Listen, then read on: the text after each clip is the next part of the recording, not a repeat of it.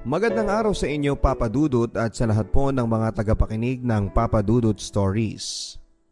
Tawagin niyo po ako sa tunay kong pangalan na Rafael ng Tiaong, Quezon. Isa po ako sa mga masugid ninyong tagapakinig, Papa Dudut. Lalo na sa tuwing nasa trabaho ako bilang cellphone technician. Nalilibang ako sa mga pinakikinggan ko sa inyo habang nagkakalikot ako ng mga cellphones na kailangan kong paganahin. Maraming kwento, Papa Dudut, sa likod ng mga cellphones na naayos ko na.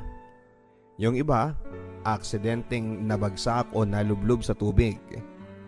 Yung iba naman ay sadyang binato ng may-ari sa sobrang inis daw nila sa mga asawa nila na nahuli nila sa aktong may kasamang iba. Ang sakit naman nun, Papa Dudut. Kung may buhay lang yung cellphone na ginagawa ko, baka sigawan na silang lahat na bakit nyo sa akin binubuntong ang mga galit nyo. Ako naman ay tahimik lang ako, Papa Dudut, kapag nagkikwento na sila sa masaklap na sinapit ng kanilang cellphones. Anyway, iniisip ko naman, Papa Dudut, na hindi pa darating sa akin yung ganong pagkakataon na kailangan kong ibuntong ang galit ko sa sarili kong cellphone. Ano ko? Nahihibang? Anyway, sa tuwing nakikinig po ako sa inyo, Papa Dudut, ay masasabi ko na nakakatulong sa akin yon dahil marami akong natututunan. Pero iba pa rin pala kapag ikaw mismo na ang nakaranas. Nagsimula po ang aking love stories nang makilala ko sa Facebook si Lenny. Meron po kaming common friend na dalawa. Barkada ko na naging katrabaho niya dati sa tindahan ng burger. Ito po yung mga tindahan na may buy one take one na burger. Nagtrabaho doon si Lenny ng ilang buwan pero nag-resign din siya dahil sa boring daw ang naging buhay niya doon. Maghapon magdamag lang daw siyang nagluluto ng burger patty at lumalanghap ng usok kaya hindi daw niya ito natagalan. Isa pang dahilan ay nawalan daw siya ng ganang kumain ng burger. Natatawa na lang ako habang kinukwento niya sa akin ang detalye ng dahilan kung bakit siya agad umalis doon. Unang kita ko pa lang sa kanya sa Facebook ay masasabi ko na na-love at first sight ako sa kanya, Papa Dudut. Pero yun nga, dahil maganda siya at mukha siyang artistahin, parang kamukhain niya si Sheena Halili, yung itsura niya ay mukha din siyang mahirap ligawan. Lalo na sa isang katulad ko na isang hamak na cellphone technician. Parang mataas kasi ang standard niya sa mga lalaki. Inesto ko na rin siya syempre at ang mga itsura ng naging ex niya. May mga hindi nga naman kagwapuhan pero maganda naman ang trabaho. May manager ng tindahan, may ahente, at meron ding teacher.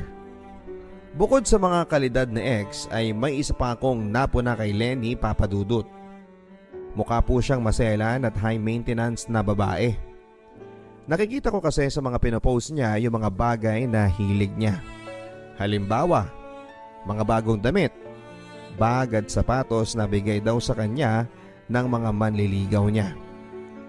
Pero hindi pa rin ako nawala ng pag-asa kay Lenny. Ang ginawa ko, Papa Dudut, ay tinawagan ko yung common friend namin sa Facebook para personal na tanungin kung kumusta nga ba si Lenny sa totoong buhay. Ayon kay Dina na common friend namin na mabait daw si Lenny. Sadya lang daw na marami ang nagkakagusto dito kaya marami ang nagbibigay at nagpapadala ng mga regalo. Hindi mo naman siya masisisi kung marami ang mga pahabs. Kahit siguro ako yung nasa kalagayan niya at may magregalo sa akin, magpapasalamat na lang ako sa Facebook dahil naalala nila akong regaluhan kahit na hindi ko naman birthday. Bigla ay napaisip ako, Papa Dudut. Ganun ba? Mukha palang mahihirapan akong ligawan siya. Seryosong sabi ko kay Dina. Sabi ko na nga ba, may gusto ka kay Lenny. Kaya pala tanong ka ng tanong sa akin sa chat pa lang ng mga info tungkol sa kanya. Well, in general, mabait naman talaga yun eh. medyo maiksi lang yung pasensya. Lalo na kapag boring ka o yung ipapagawa mo sa kanya. Hayaan mo tol, ako mismo ang gagawa ng paraan para magkita kayo ng personal. Masiglang sabi naman ni Dina. Hindi nga nagtagal Papa Dudut ay nagawa ni Dina na maipakilala sa akin si Lenny. Nagkataon kasing bigla na lang ayaw mag-open ng cellphone niya. Shoot! Pagkakataon ko na ito para magpakitang gilas sa kanya. Sana lang talaga ay hindi mahirap gawin yung trouble ng sipi niya. Unang impression ko kay Lenny nang nakita ko siya ng personal ay talagang maganda siya. At higit sa lahat ay mabait din. Nalaman ko din na isang sakay lang pala ang layo ng bahay nila sa amin. Kaya mabilis ko siyang mapupuntahan para ligawan. Pero kailangan ko munang unahing ayusin itong cellphone niya. Nakiusap din si Lenny na kung pwede sanang ma-retrieve muna ang lahat ng mga pictures niya sa phone niya kung sakaling kailangan ko itong i-reset. Oo naman, akong bahala. Hindi ko kakalimutan yung bilin mo. Nakangiting sabi ko sa kanya. Ako naman ay naisip ko na pagkakataon ko na yon Papa Dudut para makilala ko pa siya ng lubusan tulad ng ano ang hilig niya, saan niya gustong mamasyal, anong paborito niyang pagkain at kung ano-ano pang mga detalye na makukuha ko mula sa cellphone niya. Kailangan ko na siyang maligawan. Yun ang sabi ko sa sarili ko. Matapos kong maayos ang sipin na iniwan niya sa akin. Ako pa mismo ang naghatid sa kanya gamit ang motorsiklo ko. Dahil nga sa napagana ko ang sipin ni Lenny nang walang kahit na anong nabura ay labis-labis ang pasalamat nito sa akin. Lalo na nung hindi ko na sa kanya pinabayaran pa. Nilibre na lang niya ako ng dinner malapit sa plaza. At aaminin ko sa inyo Papa Dudut na sobrang saya ko nung pumayag din siyang mai-backride ko siya sa motorsiklo ko. Kaya parang magka-date na kaming dalawa. Nakakatuwa na naging swabe ang lakad na yon. Parang totoong date na nga yun Papa Dudut. Kasi kaming dalawa lang at nagkapalagayan pa kami ng loob. Isa pa ay proud din akong isama si Lenny sa galaan dahil talagang maganda siya Papa Dudut. Pang display kumbaga. Kaya hindi nakapagtataka kung bakit nga madaming lalaki ang nagreregalo at nanliligaw sa kanya. Hindi naging lihim sa ibang mga kaibigan ko ang ginawa kong paglabas kasama si Lenny. Ang iba ay natuwa pero meron ding nagalit. Naging open ang iba sa akin sa pagsasabi na iba na lang daw ang ligawan ko. Kumalat na kasi ang chismis na playgirl daw si Lenny. At kung sino raw yung galante sa mga manliligaw nito ay doon daw ito sumasama. Hindi ko na lang pinansin yon kasi alam ko naman ang totoo tungkol sa totoong katauhan ni Lenny. Mabait siya at higit sa lahat ay madaling pakisamahan. Ang ginawa ko na lang Papa Dudut kaysa maniwala at makinig sa mga sinasabi nila ay mas dumalas na lang ang pagsama ko kay Lenny para mabakuran ko na siya. Isang gabi ay bigla na lang akong tinext ni Lenny na kung pwede raw ba kaming lumabas ng dalawa at nalulungkot daw siya at gusto niyang may makausap sa tahimik na lugar. At ayun na nga Papa Dudut. Saan pa nga ba yung tahimik na lugar na yon? Siyempre bukod sa sementeryo ay sa motel yon. Hindi na ako nagpatumpik-tumpik pa. Agad ako naghubad sa harap niya at siyempre ganun din siya. Halos mamilog ang mga eyeballs ko dahil sa mga nasaksihan ko. Makinis at maputi si Lenny. Maganda rin ang hubog ng kanyang katawan. Aaminin ko na first ko na may babaeng naisama sa isang motel. Sa umpisa ay kinakabahan ako. Pero habang hinahalikan ako ni Lenny sa leeg ko ay nawala na rin ang kaba ko. Yun nga lang ay para akong naistatwa sa sobrang panggigigil na mahawakan ko na ang walang saplot na si Lenny. Hanggang sa maisakatuparan ko na nga ang misyon ko ng gabing yon. Ang sakupin ko ang planeta niya. Nalaman ko na hindi pala ako ang nakauna kay Lenny, Papa Dudut. Pero hindi naman yun naging dahilan para mabawasan ang nararamdaman kong pagmamahal sa kanya. Yun nga lang, akala ko matapos ng gabing yon na may mangyari sa amin ay mas magiging malapit siya sa akin, pero nagkamali ako. Naramdaman ko na lamang na unti-unti siyang umiiwas, Papa Dudut. Para bang nailang na siya sa akin after that. Hanggang sa hindi na lang niya ako nire-replyan sa mga PM at text ko sa kanya. Inaamin ko na feeling ko ay na-heartbroken ako. Nag-alala din ako na baka iniisip niya na mapagsamantala ako. Well, medyo nag-take advantage naman talaga ako sa kanya ng gabing yon. Pero ramdam ko naman na pareho namin gusto yung mga nangyari sa amin. Mula nga noon ay wala nang naging pansinan sa aming dalawa. At kailangan ko ng tulungan ng sarili ko na makapag-move on, kundi ako din ang magiging kawawa sa kantsaw ng mga kaibigan kong pinagbantaan ako noon na hanggat maaari ay layuan ko si Lenny dahil playgirl siya. Mukhang panalo nga sila, pero kung sasabihin ko yun sa kanila. Kaya kailangan ko lang ipagpatuloy ang buhay ko na kunwari ay walang namagitan sa aming dalawa. Laking gulat ko na lamang, Papa Dudut, na makalipas ang 1 buwan ay dinalaw ako ni Lenny sa bahay ko mismo. Seryoso ang mukha ni Lenny. Bumulong lang siya sa akin na kailangan daw naming mag-usap sa labas. Importante raw ang sasabihin niya. Nakakagulat naman yung after 1 month ay saka lang siya nakaalalang makipagkita sa akin. At siya mismo ang dumalaw sa bahay namin. Rafael, paandarin mo yung motorsiklo mo. Dalhin mo ko sa may parke, malapit sa simbahan. Seryosong sabi ni Lenny, bagay na sinunod ko naman. Nagtataka lang ako kung bakit parang walang kaimik-imik si Lenny. Kahit pa noong nakaangkas na siya sa akin.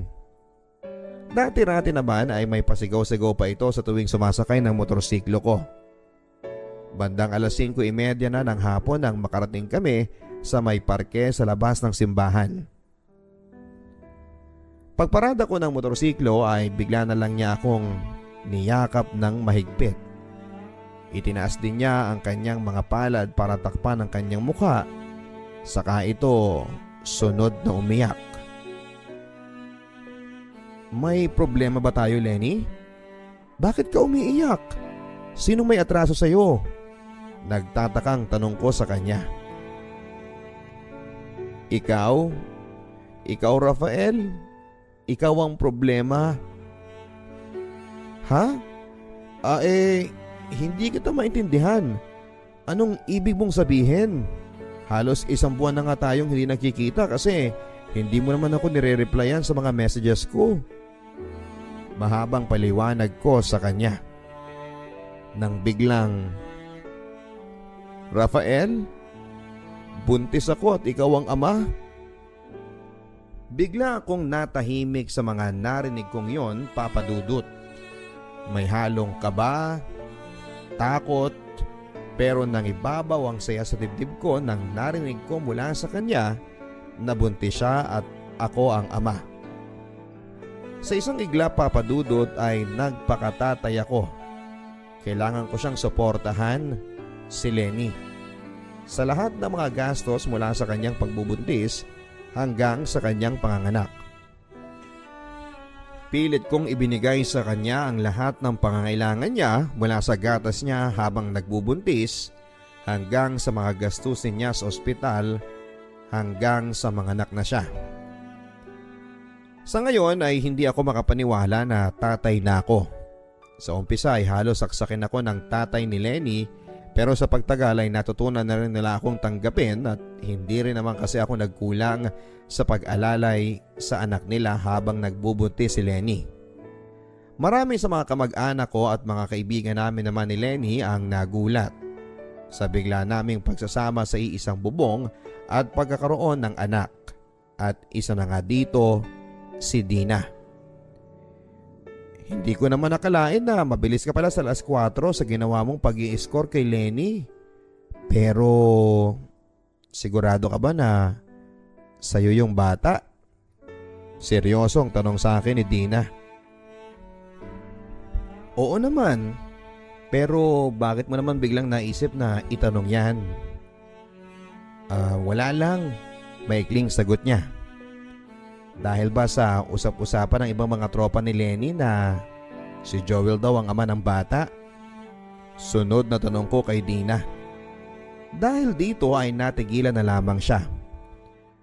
O ano, hindi ka na makapagsalita dyan? Pahabol na tanong ko pa kay Dina. Nginitian lang niya ako, Papa Dudut, bilang tugon. Hindi lihim sa kaalaman ko, Papa Dudut, ang naging usap-usapan na ang totoong boyfriend ni Lenny noong mga panahong nililigawan ko pa siya ay si Joel. Medyo late na nang nalaman ko na sumasama siya sa akin kahit na may boyfriend din siya. Pinakibit balikat ko na lamang yon kasi mas masaya ako sa tuwing magkasama kami.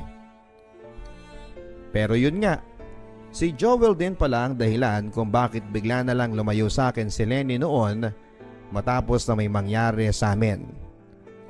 Nabalitaan ko na lang na pinagselosan daw ako ng Joel na yon. Kaya nga laking gulat ko nang biglang pinuntahan ako ni Lenny para sabihing nabuntis niya ako. Inisip ko na lang na marahil ay yun din ang dahilan kung bakit bigla na lang silang nagkahiwalay ng ex niya dahil nga sa nabuntis ko na si Lenny.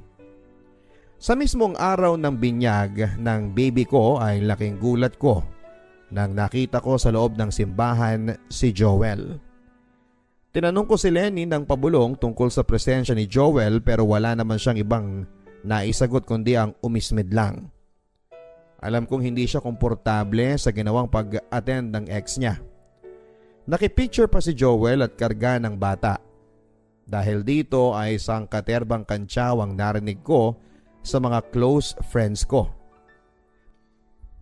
Pinag-uusapan daw ng ibang bisita na si Joel daw ang totoong ama ng bata kaya ito nagpakita sa mismong binyagan. Kinagabihan ay tahimik lang ako habang nasa kwarto namin ni Lenny. Tahimik din siya. Ilang sandali lang nang seryoso kong tinanong sa kanya kung sino ba talaga ang ama ng bata. Hindi na ako magpapatumpik-tumpik pa, Lenny. Gusto ko ng diretsahang sagot sa akin. Napabuntong hininga muna si Lenny bago nagsalita. Oo, Rafael. Tama sila. Hindi ikaw ang ama ng baby ko. Walang yaka, Lenny. Bakit hinintay mo pang makapirma na ako sa birth certificate at baptismal certificate ng bata kung si Joel pala ang totoong ama? Pasigaw na sabi ko kay Lenny. Wala akong choice, Rafael. Nung umpisa kasi ayaw niyang akuin ng responsibilidad kaya gumawa ako ng paraan para magmukhang ikaw ang ama ng anak ko. Mahal mo naman ako, hindi ba? Hindi mo ba kami kayang tanggapin na lang, Rafael? Total ikaw naman ang nakapirma sa mga dokumento ni baby. Walang hinto sa pag-iyak si Lenny ng mga oras na yon. Basta ang ginawa ko ay sumakay na lamang ako ng motorsiklo at dumiretso sa bahay ng barkada ko para makipag-inuman. Nagsimula na ring maging malamig ang pakikitungo ko kay Lenny mula ng araw na yon. Nagtanong-tanong ako sa mga kaibigan ko, Papa Dudut, hanggang sa may makapagsabi nga sa akin na pwede ko daw ipa-diffuse sa korte ang pag-ako ko sa pagiging ama ng anak ni Lenny. Kailangan ko lang ng sapat na ebidensya na magsasabing hindi ako ang totoong ama. Lumipas din ang mga araw na nakikita ko naman ang labis na pagsisisi ni Lenny dahil mas naging maasikaso siya sa akin. May nakapagbulong din sa akin na pinilit daw makipagbalikan ni Joel kay Lenny pero hindi naman si Lenny pumayag. Dahil dito, Papa Dudut, ay pinilit kong tanggaping muli si Lenny sa buhay ko kasama ng baby niya. Total ay ako naman ang ama ni baby sa mata ng batas. Mabilis na lumipas sa mga araw, Papa Dudut, at unti-unting bumalik sa normal ang naging pagsasama naming dalawa ni Lenny. Ako ang tatay at siya ang nanay. Pinili din naming ilihim ang lahat ng katotohanan na hindi ako ang totoong ama ng baby niya, para iwas na rin sa chismis ng mga kapitbahay at ng sarili kong pamilya. Nagsimula na kaming muling magsiping ni Lenny at pinaparamdam naman niya sa akin na akin lang siya. Dahil dito ay hindi ko na muli pang inungkat ang nakaraan. At mas pinili ko na lang papadudot na ibalik ang lahat sa dati. Dahil dito ay naging masaya kaming dalawa. Hanggang nitong nakaraang taon papadudot, bago magpasko ay umuwi ako ng bahay nang wala si Lenny at ang baby namin. Noong umpisa ay kinabahan ako at iniisip ko na baka may masamang nangyari sa kanila.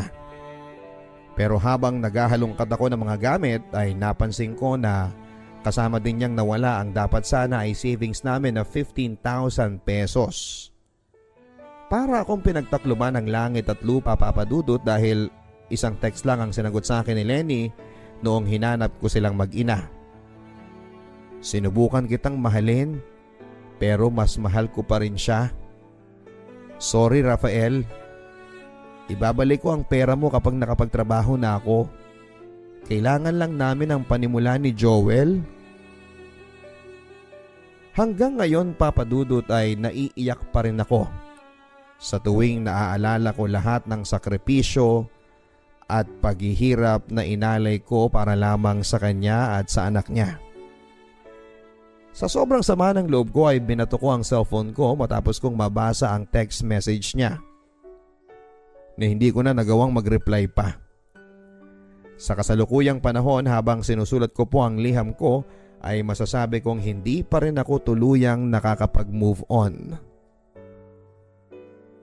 Sa katunayan, ni hindi ko magawang ayusin ang sarili kong cellphone na binasag ko sa sobrang galit ko sa mga ginawa sa aking panloloko ni Lenny. Papadudot at mga kaibigan, ano po ba ang dapat kong gawin?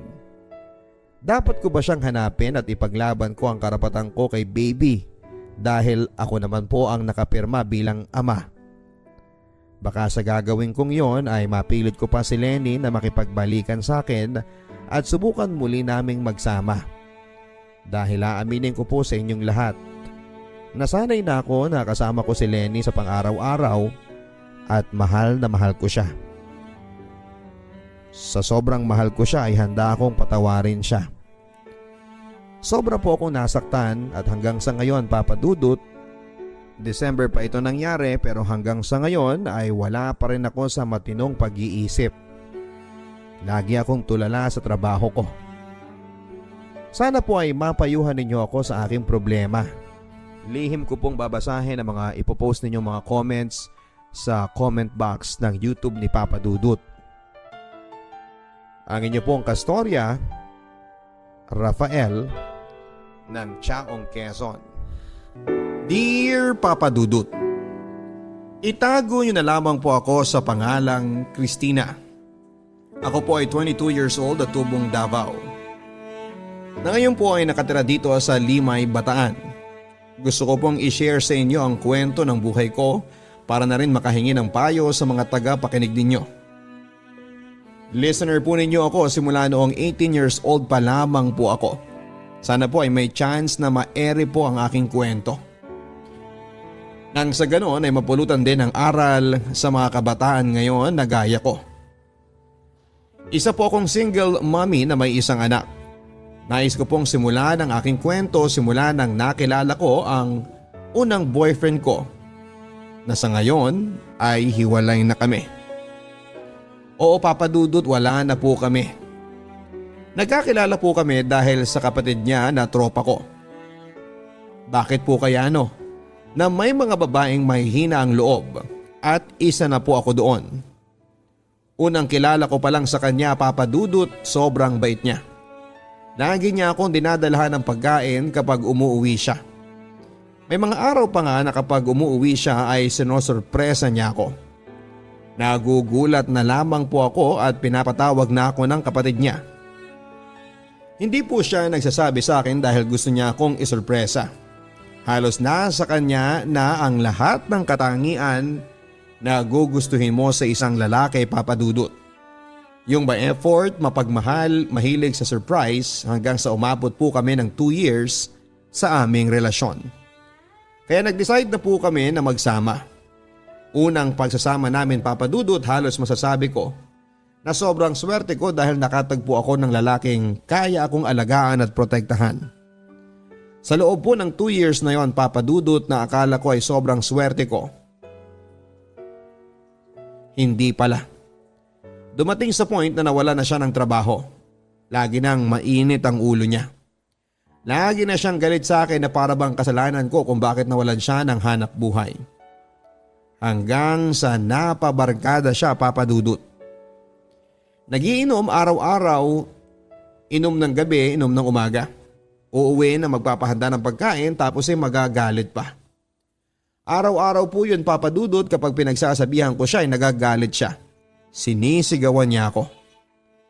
Tinis ko po ang lahat ng yon Papa Dudut dahil sobrang mahal ko siya. Naisip ko na baka sakaling bumalik pa kami sa dati. Dati na kung ano ang pagkakakilala namin sa isa't isa. Pero nagkamali ako Papa Dudut. Mas lalo po siyang lumala sa sobrang pagbabarkada niya. Wala nang araw na hindi siya dumarating ng lasing. Minsan na ngang nakakatulog na lang ako o kakaantay sa kanya. Hinihiling ko na sana ay dumating ang araw na bumalik siya sa dati.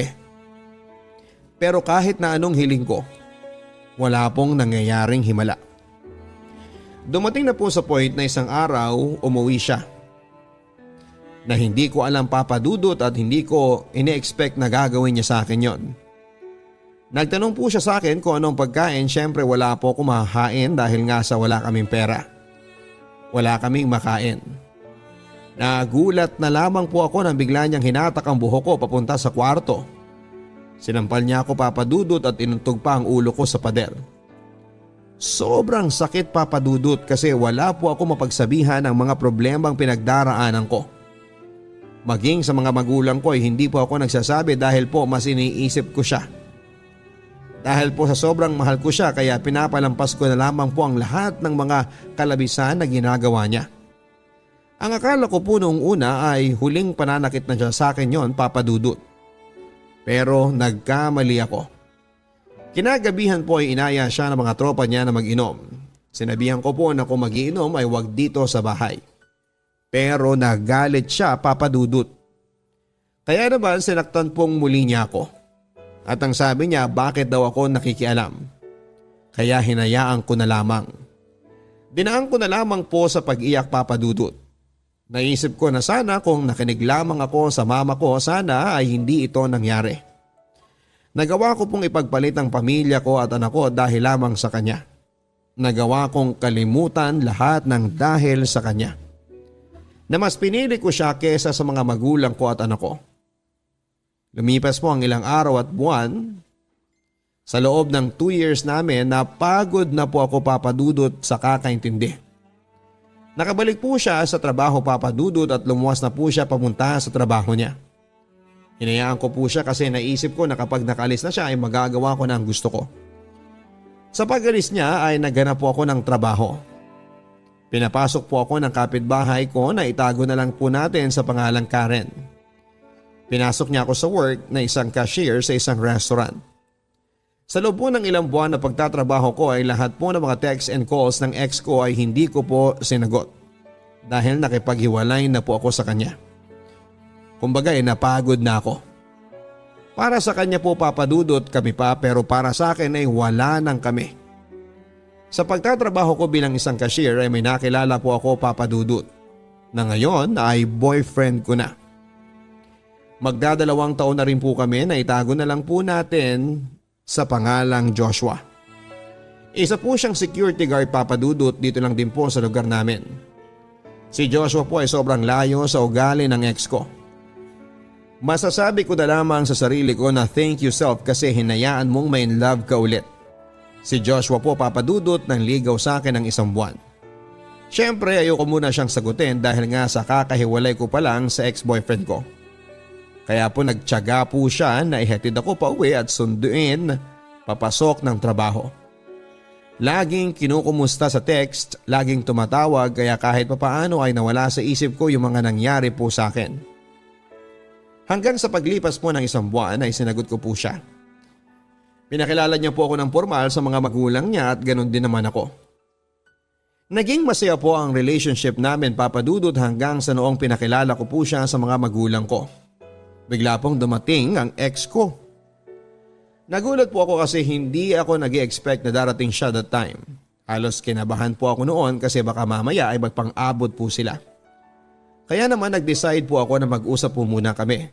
Noong nag-usap na kami, sabi niya po sa akin, bakit naman ganun mahal? Umalis ako para maibigay ko lahat ng gusto mo para bumalik tayo sa dati, pero habang wala pala ako dito ay iba na ang inaasikaso mo. Nandito na ako, bumalik na ako. Pero sa pag-uwi ko, eto ang maaabutan ko. Ano, kayo na ba? Pinakilala mo na sa mga magulang mo? Mahal mo na ba? Sobrang dami niyang tinanong sa akin, Papa Dudut. Pero ang sagot ko sa kanya, Kevin, wala na tayo. Tinatapos ko na ang relationship natin. Hindi ba sinabi ko na sa'yo na ayoko na noon pa? Pagod na ako. Palayain mo na ako, sana maintindihan mo ko. Lahat naman ng tao napapagod din kaya umalis ka na. Sa huling pag-uusap po namin, Papa Dudut, ay lumuhod po siya at umiyak sa harapan ko at ang sabi niya, patawarin mo na ako. Bumalik na tayo sa dati. Uuwi na tayo sa bahay. Sobrang miss na kita. Pero yung panahon na yon, Papa Dudut, ay hindi ko siya pinakinggan. Hinayaan ko siya at pinaalis ko na. Sabay alis kami ni Joshua. Lumipas po yung buwan, Papa Dudut, na hindi ko siya kinokontakt. Biglang nagbago po yung ihip ng hangin. Hindi ko po alam kung bakit may nafe-feel ako sa sarili ko na hindi dapat. Dahil nga sa hiwalay na kami at may boyfriend na ako, dapat ay hindi ko na ginawa pa. Papa Dudut, kinonta ko po siya. Nakipagkita muli ako sa kanya na hindi po alam ng boyfriend ko. Bigla ko po siyang na-miss at gusto kong makasama. Kinonta ko siya at nagkita kami. Hindi ko po alam, Papa Dudut, kung bakit nasabik po ako sa kanya na para bang yung bago pa lang kaming magkakilala. Papa Dudut, nakagawa po ako sa boyfriend ko ng kasalanan at hindi niya alam. Sa tuwing pumapasok siya sa trabaho ay hindi niya alam na kausap ko si Kevin. Sa tuwing pumapasok naman po ako sa work ay hindi po agad ako dumediretso doon. Oo, Papa Dudut, tuwing pumapasok po ako ng work, hindi po ako dumediretso doon dahil kay Kevin po ako nagpupunta. Hanggang sa may araw-araw na nagagawa kong lumuwas ng ilang beses para lamang makipagkita sa kanya na hindi alam ng boyfriend ko. Hindi ko po alam kung bakit ganito po ang nararamdaman ko. Sa loob po ng 7 months na ginawa namin ni Kevin yon ang palihim, ang akala ko po ay hindi malalaman ng boyfriend ko. One day po natutulog ako ay kinuha ng boyfriend ko ang cellphone ko. Nabasa po niya lahat ng contacts namin ni Kevin at lahat-lahat po, Papa Dudut, mula sa pagluwas ko at sa pagkikita namin. Kinausap po ako ng boyfriend ko kung bakit ganito o bakit ganyan. Kung bakit iniiputan ko daw siya sa ulo. Hindi niya daw alam na habang pumapasok siya, katabi ko na sa higaan ng ex ko. Umiyak po ang boyfriend ko, Papa Dudut, dahil sa mga nalaman niya, pero pinalagpas niya po yon. Nagbati na po kami at nangako po ako na hindi na ako makikipagkita at hindi ko na ako kontakin. Pero hindi ko po mapigilan ang sarili ko at hindi po nabubuo ang araw ko kapag hindi ko po nakokontak si Kevin. March 17, 2021, birthday po ni Kevin at pumunta po ako sa kanila. Ang akala ko po ay magiging masaya yon pero hindi pala. Nahuli niya po ulit ako, Papa Dudut. Pagsalubong ko po sa kanya, imbis na halik ay sampal sa muka ang sumalubong po sa akin. Yun po ang unang kamay na dumapo sa akin mula sa boyfriend ko. Siguro dahil sa galit niya sa akin dahil sa mga nakita niya. Siguro dahil nasaktan ko siya. Hindi ko po alam, Papa Dudut, kung ano na naman ang ipapaliwanag ko sa kanya kung bakit magkasama na naman kami ni Kevin. Kahit pa nangako na ako na hindi ko na siya kukontakin pa. Pero sobrang bait po ng boyfriend ko, Papa Dudut.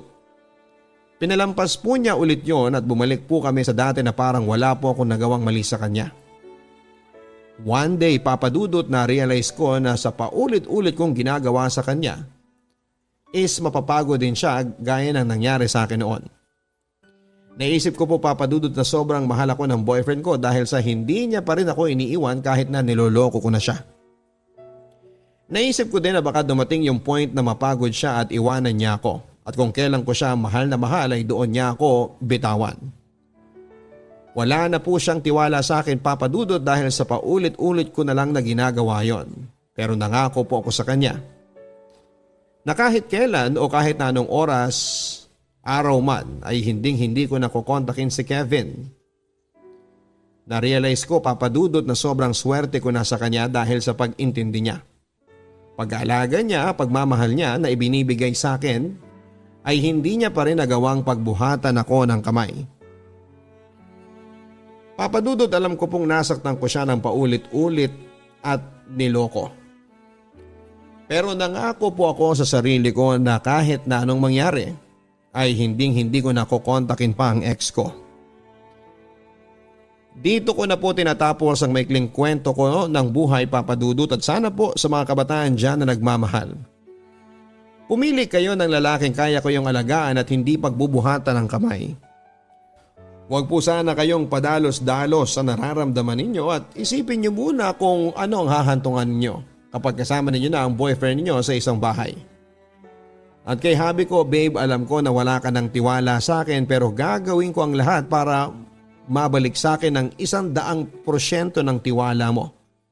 Simula nang nagkakilala tayo. Sorry kasi nagawa ko yon pero andyan ka pa rin lagi sa tabi ko at hindi mo ako pinababayaan. Lagi mo akong binubusog sa pagmamahal mo at pati na rin ang baby ko na tinuring mo na ring anak. Sobrang thank you kasi naging part ka ng buhay ko at kahit kailan ay hindi mo ako sinukuan. Maraming salamat, Papa Dudut, sa pagbasa ng aking kwento at sana po ay more stories pa po ang inyong maere. Sana rin po ay maere ang kwento ko and more power and keep safe sa inyong lahat. Nagmamahal, Christina.